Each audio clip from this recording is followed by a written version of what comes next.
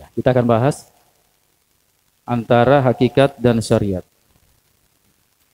Laqad wurda fi hadis Jibril al-masyhur alladzi yarwihi Umar bin Khattab radhiyallahu anhu taqsimuddin ila salasati arkanin bidalilin qauli Rasulillah sallallahu alaihi wasallam li Umar fa innahu Jibrilun atakum yuallimukum dinakum.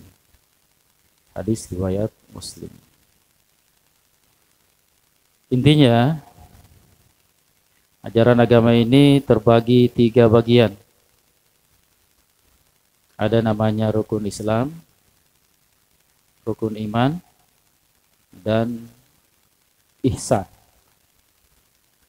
Yang banyak kita tahu cuma 2 ya. Rukun iman, rukun Islam. Itu aja. Ya.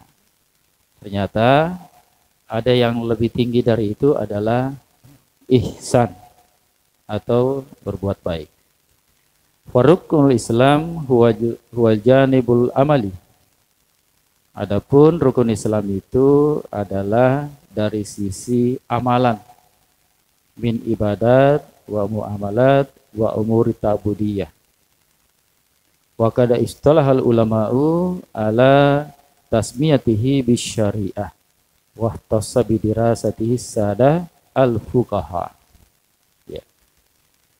Jadi rukun Islam ini adalah dari sisi ibadah dan muamalat.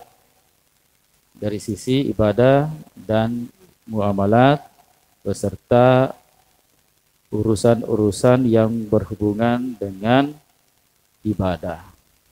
Bahkan yang berhubungan dengan tubuh. Ya. Makanya ada namanya nanti fikih kesehatan.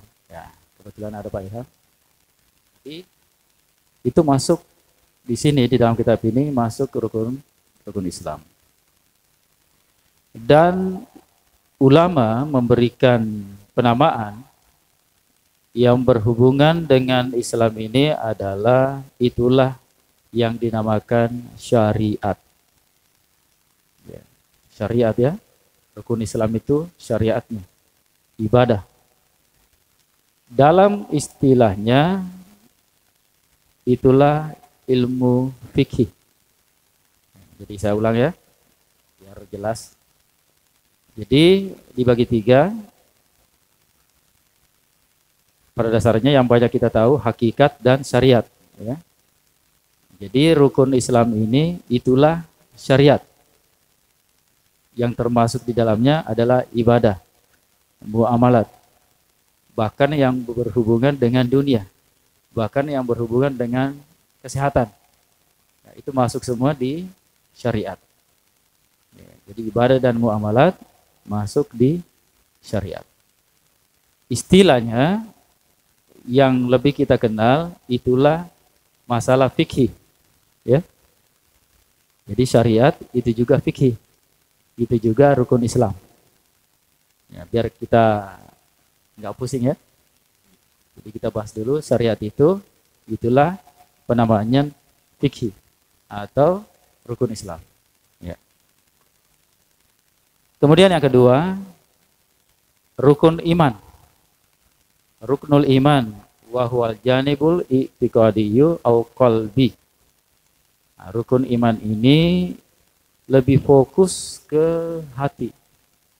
Ya. Kalau rukun Islam ibadah ya, tubuh, fisik. Kalau rukun iman ini dia lebih fokus ke hati. Ya, ke hati ya, ke hati.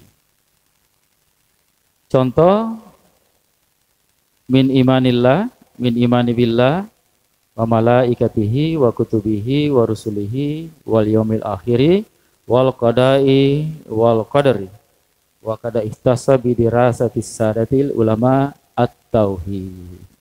Ya. Jadi rukun iman ini itu fokusnya bagian atau sisi hati. Wal janibi qalbi.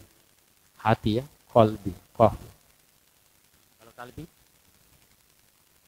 Ada yang tahu? Kalbi? Anjing. Bahasa Arab ya, bahaya sekali, Pak. Jauh. Qalbi, hati, ya, perasaan. Kalbi, anjing. Enggak, mirip, jauh banget. Makanya luar biasa bahasa Arab ya. Salah sebut saja langsung artinya jauh beda. Nah, ya. Jadi rukun iman ini, iman kepada Allah, malaikatnya, iman kepada kitab, hari akhirat, dan qada wal qadar. Penamaannya, istilahnya yang masyhur itulah yang kita kenal dengan tauhid. Ya, tauhid. Adapun pembagiannya itu belakangan ya. Bahkan tauhid itu sebenarnya satu aja sih. Cuma orang bagi-bagi aja ya. Tauhid rububiyah, ilahiyah, sifatiyah. Itu nanti. Biar kita nggak bingung. Rukun iman itu dari sisi hati itulah istilahnya tauhid. Yang ketiga, wa ruknul ihsan wa huwal janibur ruhiyul qalbi. Nah, ini dia. Kita akan fokus ke sini nanti. Yang ketiga ini adalah ihsan. Ihsan itulah dari sisi roh. Roh atau jiwa dan hati. Ya.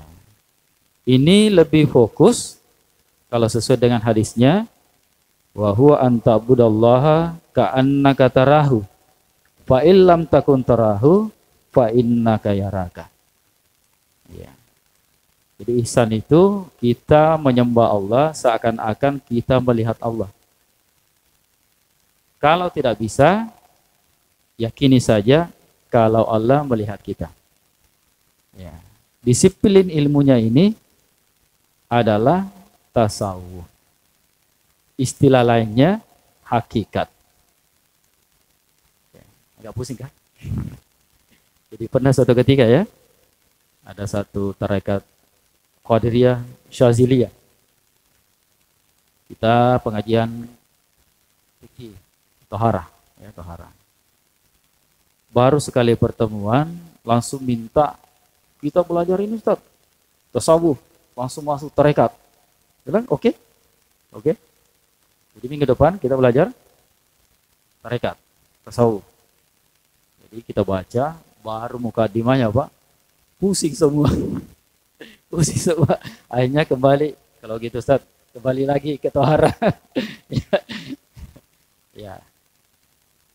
Jadi dibahas santai Pak ya. Kalau agak panas otaknya, salawat. Kita salawat dulu ya. Allahumma shalli ala sayyidina Muhammad. Allahumma shalli ala sayyidina Muhammad. Allahumma shalli ala sayyidina Muhammad. Ya, biar dingin ya.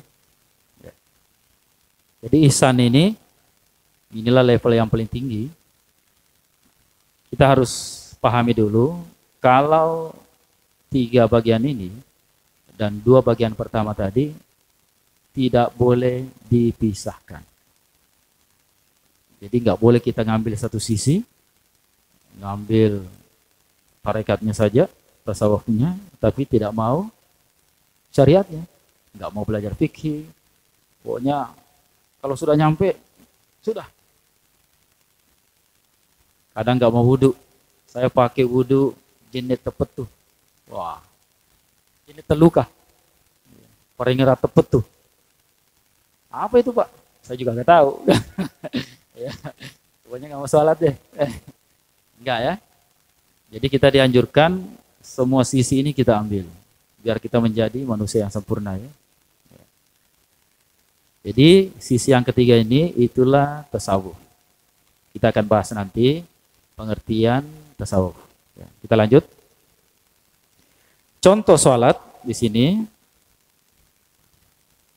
Jadi sholat itu harus dilakukan rohani dan jasmani. Jadi kita juga nggak boleh sholatnya asal-asalan, nggak mau belajar sholat, nggak boleh juga langsung rohaninya aja. Pokoknya yang sholat kan rohani, nggak usah ada gerakan. Ya. Atau sebaliknya, nggak mau tahu isi sholat. Pokoknya sholat aja, gugur kewajiban. Kenapa kamu sholat? Ya sebenarnya sih, saya malu sama mertua saya, makanya saya sholat. Ya.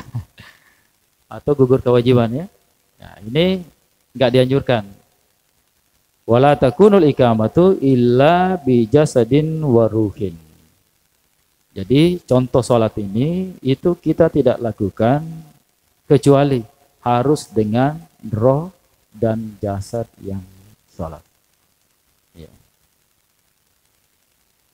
Wa min haza nadriku talazumi al-wasiq bina syari'ati wal haqiqati katalazumi ruhi wal jasadi. Wal mu'minul kamil huwal ladzi yajma'u bina syari'ati wal haqiqati.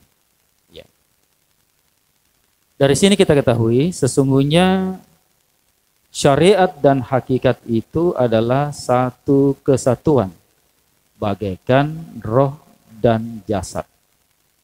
Dan seorang beriman yang sempurna itu harus menggabungkan antara syariat dan hakikat. Ya, luar biasa ya. Perumpamannya syariat dan hakikat itu ibaratnya roh dan jasad. Salah satunya tidak ada, misalnya rohnya, jasadnya aja, apa namanya Pak? Bangkai. Atau rohnya saja, nggak ada jasad, apa namanya? Hantu. Misalnya ya. Jadi harus dua-duanya ya. Harus dua-duanya. Alhamdulillah ya, Alhamdulillah. Saya teringat kembali. Jadi buku yang kita baca ini Haqaiq Anit Tasawuf. Ini saya sudah jelaskan. Kami waktu di Mesir beli buku ini pesan di Suriah. Nah, inilah yang viral dibawakan, dipengajiankan oleh Ustadz Buya Razi ya. Ya, kemarin alhamdulillah kami dipertemukan oleh Allah bersama Pak Amir dilatih. Saya juga nggak membayangkan gitu. Secepat itu kami ketemu. Jadi kami sudah hadiahkan buku. Jadi saya bertabaruk ya. Jadi saya bertabaruk kepada ulama. Menghadiahkan buku, minta doa untuk bagaimana kita istiqamah dalam dakwah ya. Alhamdulillah. Sudah memberikan buku ke Ustaz Somad, Arifin Ilham, TGB. Ya. Banyak alhamdulillah. Dan terakhir, Buya Razi. Saya pikir ketemu beliau itu paling tahun depan ya, tahun ini maksudnya. Ternyata lebih cepat dari itu. Ya. Tiba-tiba kami di WA ada agenda di Penajam. Sebelumnya saya tahu di Balikpapan. Ya.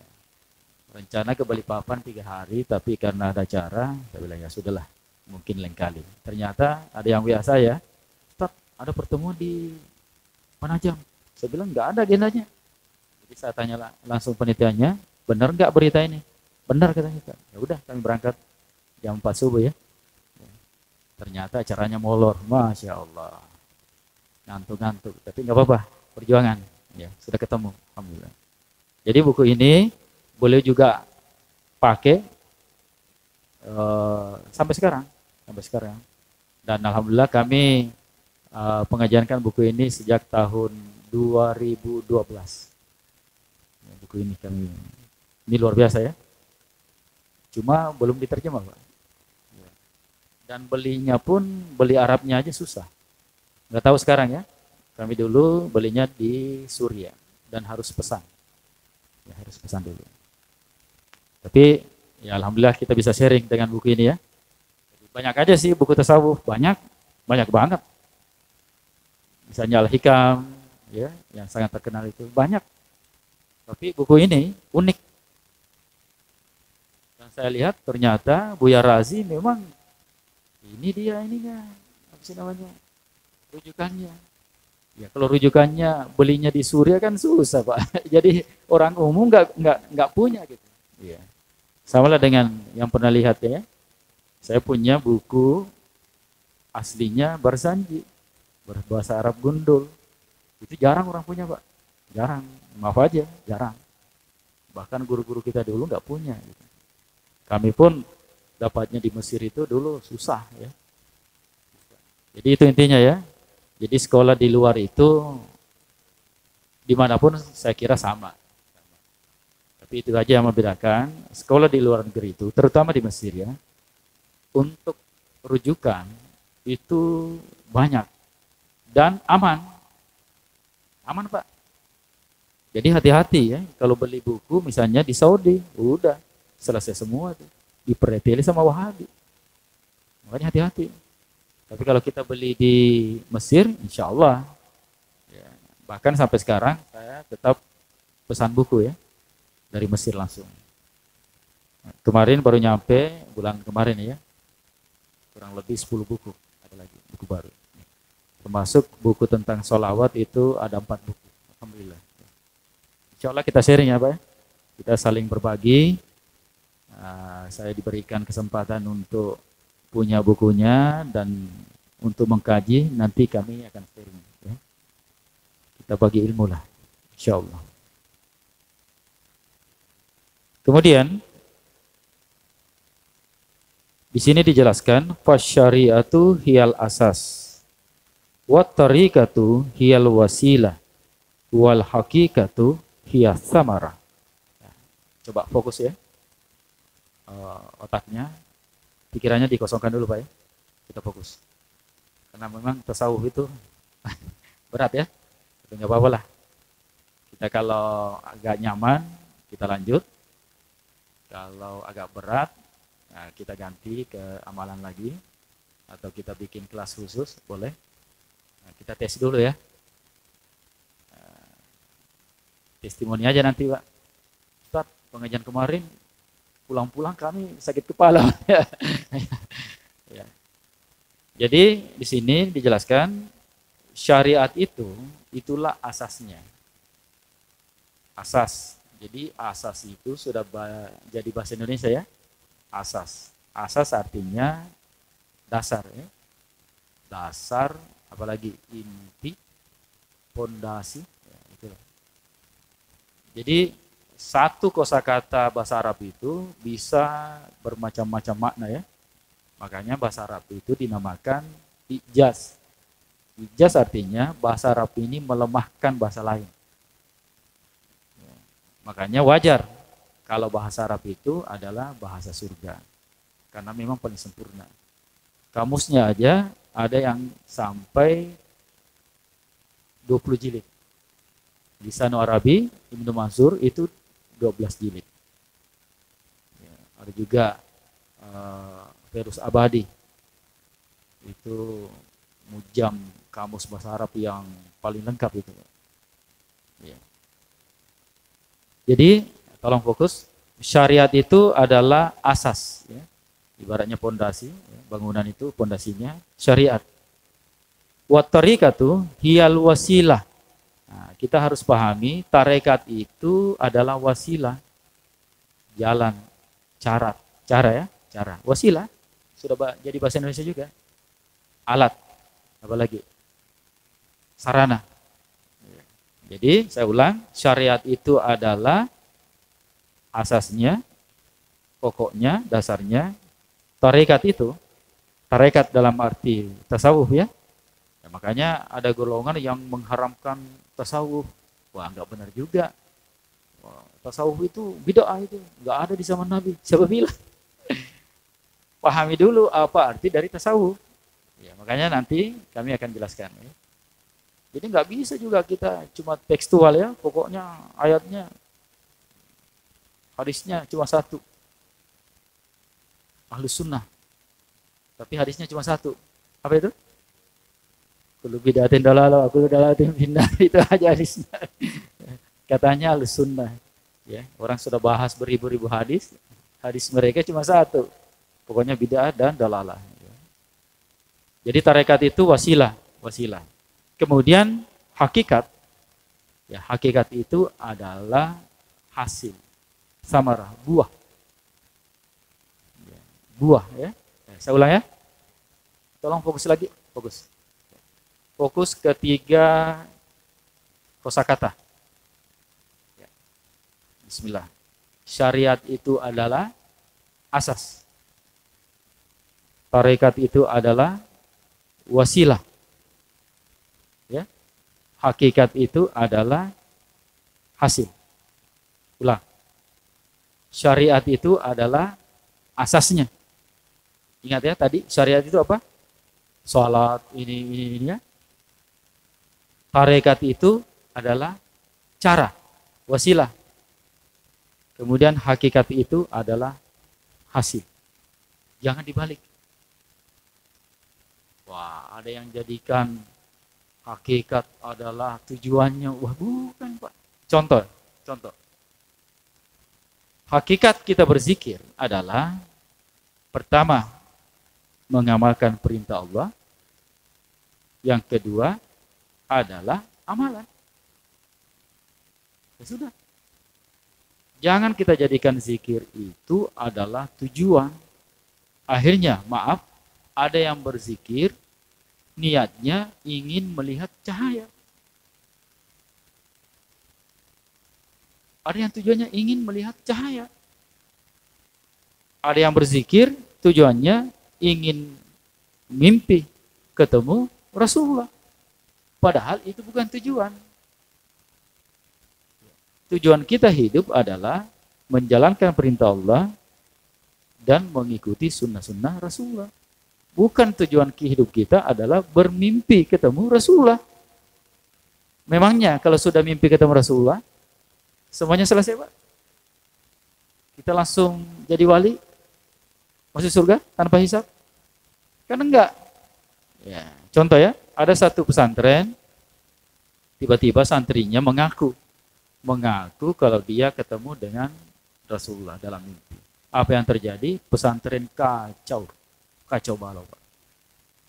Semua santri tidak fokus lagi belajar, tidak fokus menghafal, fokusnya berzikir untuk mimpi ketemu Rasulullah. Coba, Pak. Kalau kondisi begini, pesantren aman? Kacau, Pak. Akhirnya muncul lagi satu santri ngaku lagi, alhamdulillah saya sudah ketemu Rasulullah. Jadi seakan-akan pesantren ini tujuannya untuk didirikan adalah untuk mimpi ketemu Rasulullah. Ya, jadi jangan ditukar ya, jangan ditukar. Saya ulang, syariat adalah asas, tarekat adalah wasilah atau cara, dan hakikat adalah hasil. Coba bayangkan, Pak. Kalau kita mau melihat hasil dari amalan, kita jauh dari umat Nabi Musa. Umat Nabi Musa kalau berzikir, keluar cahaya dari mulutnya menembus ke langit. Tapi apakah kita kalah sama mereka? Enggak. Kita umat pertama yang masuk surga. Itu karena kenapa? Kita ini umat dakwah. Jadi umat Rasulullah itu umat dakwah. Dakwah inilah amalan yang paling tinggi. Ya. Nah, terus, kalau mereka sholat, ya, sholat umat Nabi Musa berapa kali, Pak? 50 kali. Ya, 50 kali. Kalau mereka sholat, itu batu yang jadi sajadah. Ya. Jadi dulu kan nggak ada karpet ya, batu. Tempat sholat mereka itu batu. Itu sampai cekung itu. Masuk ke dalam. Jebol, bolong. Kalau kita mau melihat amalan, kalah kita, Pak. Kita ini sudah dikasih pahala yang banyak, malas lagi.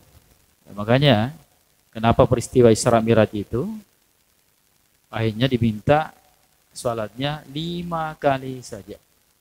Karena memang Rasulullah tahu, kalau umatnya ini, akhir zaman ini, malas-malas. Tapi apa yang terjadi? Allah berikan pahala sama dengan umat Nabi Musa. Jadi kita 5 kali sholat, bagaikan 50 kali sholat. Makanya ada yang bahas itu, bahkan ada satu buku itu. Kalau kita mau ngambil semua sholat-sholat sunat, maka kita sebenarnya sholat 50 rakaat. Diambil semua ya, tahajudnya, apanya, duhanya, ya, rawatibnya. Ya. Maka menurut pendapat ahli sufi, kullu hakikatan khalafat asy-syari'atu fahiya zindik, zondaka. Jadi orang yang tujuannya berhakikat tapi menyalahi, berbeda atau tidak menjalankan syariat, maka sungguh dia telah zindik. Apa artinya, Pak? Zindik? Kafir. Kemarin ada pertanyaan ya di musalahnya itu. Dia langsung tanya zikir la ilaha illallah. Bagaimana caranya? Saya bilang, Bapak kalau pemula zikir biasa aja dulu. Dilanjut pertanyaannya, ini saya jelaskan, ternyata nggak mampu. Saya bilang kalau Bapak sudah siap, lahir batin, silakan saya tunjukkan, saya bisa tunjukkan tempat berzikir, biar Bapak fokus. Saya sampaikan tempat zikirnya begini, oh nggak mampu saya katanya. Ya sudah kalau begitu, biasa aja. Perbanyak aja zikir. Nah ini orang begini ini, dia langsung melompat. Padahal dasarnya sangat-sangat minim. Ya, bisa jadi Bapak yang bertanya itu ngajinya pun belum bisa. Saya yakin itu Pak. Tapi kenapa langsung melompat zikir la ilaha illallah, bagaimana ininya. Pas saya tanya, kalau Bapak siap, silakan. Saya bisa tunjukkan jalannya ya. Tapi ya siap-siap tinggalkan dunianya. Ternyata tidak mampu. Jadi ya santai aja lah. Santai aja. Artinya ya cukup amalan-amalan yang diwajibkan, yang disunnahkan. Makanya ya, Buya Razi itu kalau memberi amalan, itu amalan yang sangat simpel. Kayak kemarin yang diberikan di Penajam itu. Amalannya simpel, biasa. Zikir yang sudah kita tahu. Ya. Sebenarnya zikir yang sudah kita tahu itu dahsyat. Cuma kita tidak istiqomah. Dan mungkin ya, tidak yakin. Kenapa tidak yakin? Karena kurang ilmu. Belum tahu ya, ini zikirnya manfaatnya apa. Jadi ya slow aja. Ya, kita perbaiki dulu syariatnya. Tapi kita harus tetap bertasawuf. Dan bertasawuf itu bisa dibilang syaratnya memang kita harus menempuh jalan yang namanya tarekat. Jadi kalau kita lihat dari penjelasan buku ini, memang antara syariat, akidah dan tarekat itu memang harus kita miliki, Pak. Ya, makanya istilahnya kita seorang beriman kita seorang beriman itu kita harus bermazhab memang.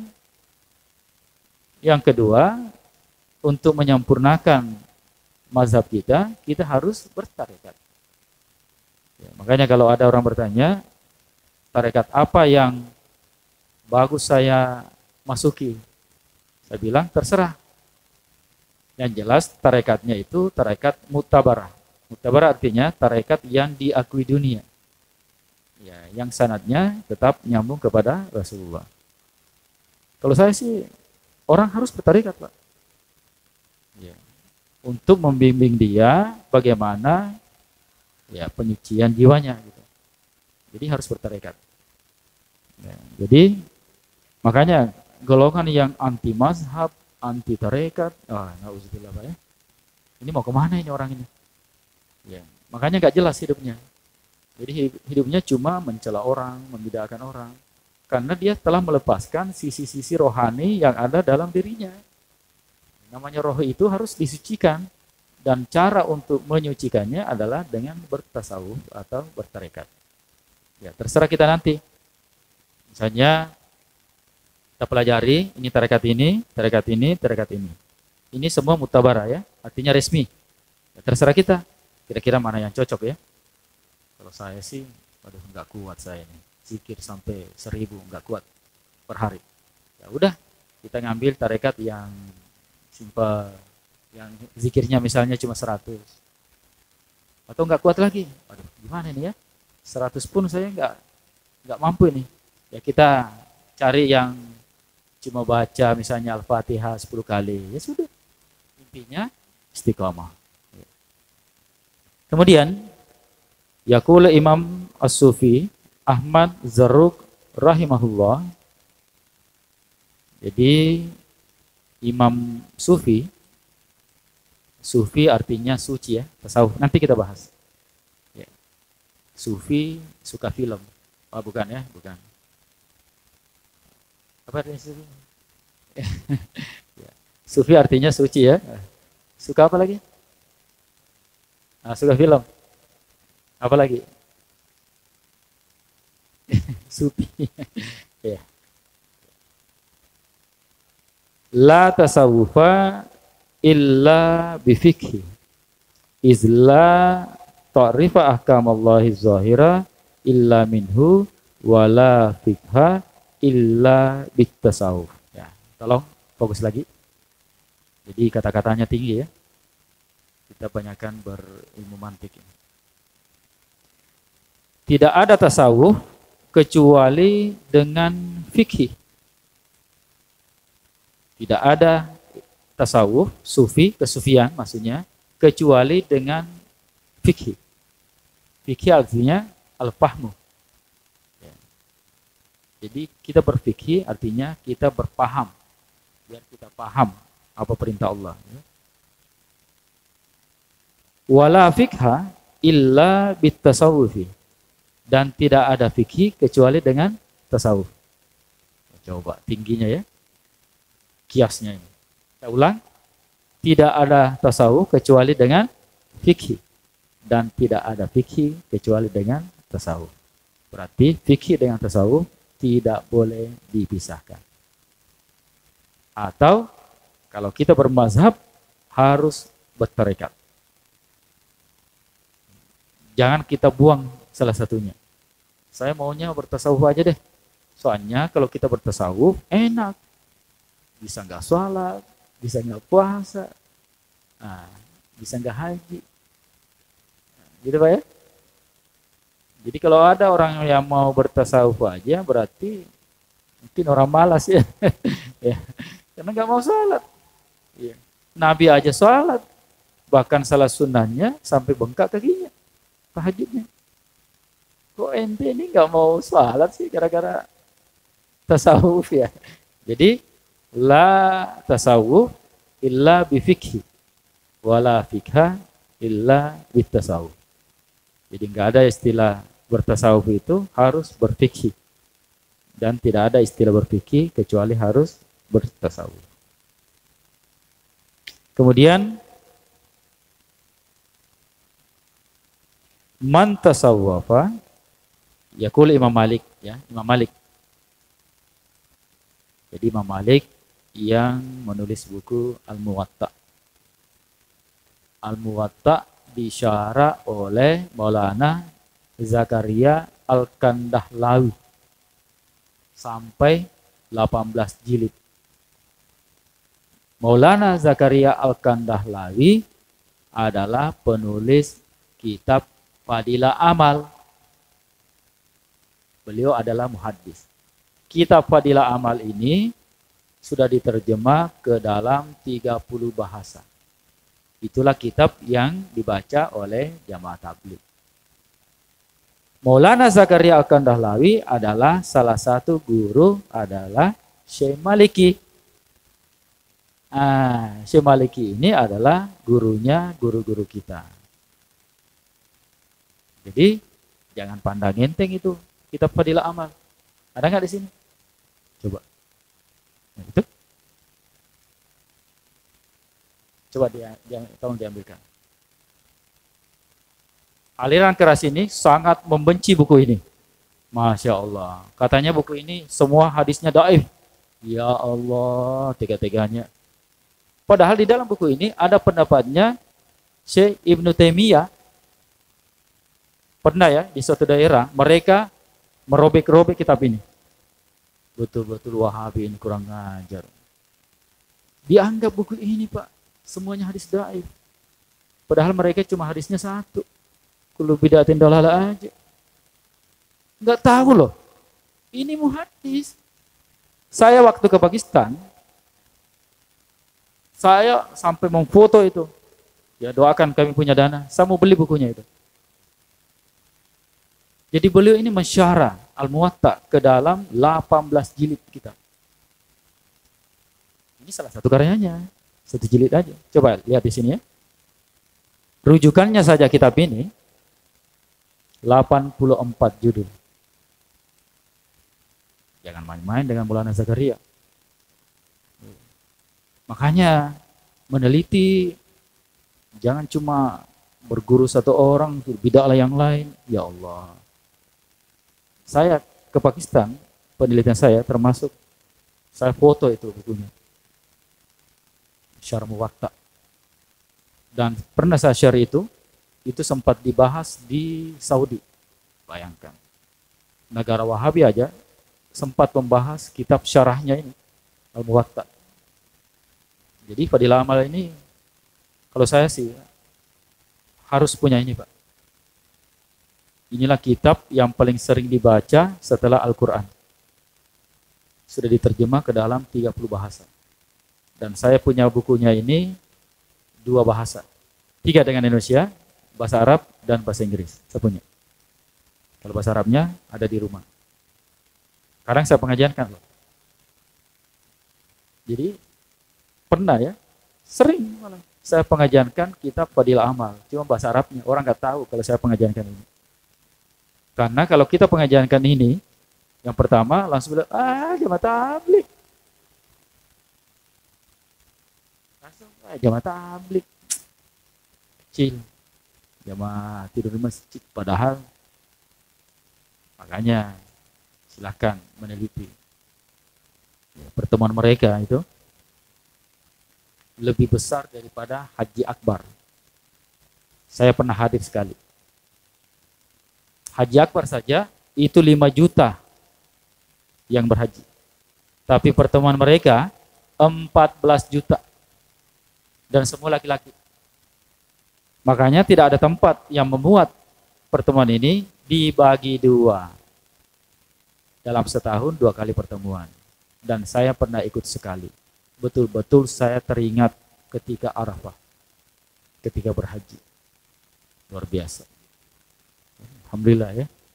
Jadi ya, semoga kita diberikan wawasan yang luas oleh Allah. Jadi janganlah wawasan kita ini picik, jangan Pak. Sudah enggak zaman kita ini wawasannya picik, jangan Pak. Jangan kita merasa, wah ini kelompok saya ini yang paling benar, jangan. Menyalahkan orang cuma gara-gara amalan, jangan Pak. Jangan. Gara-gara maulid, berzikir, jangan Pak. Menurut Imam Malik adalah gurunya Imam Syafi'i, muridnya Imam Abu Hanifah. Ya. Masuk waktu?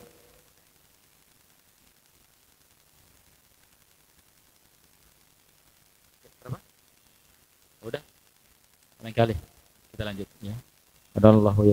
Assalamualaikum warahmatullahi wabarakatuh.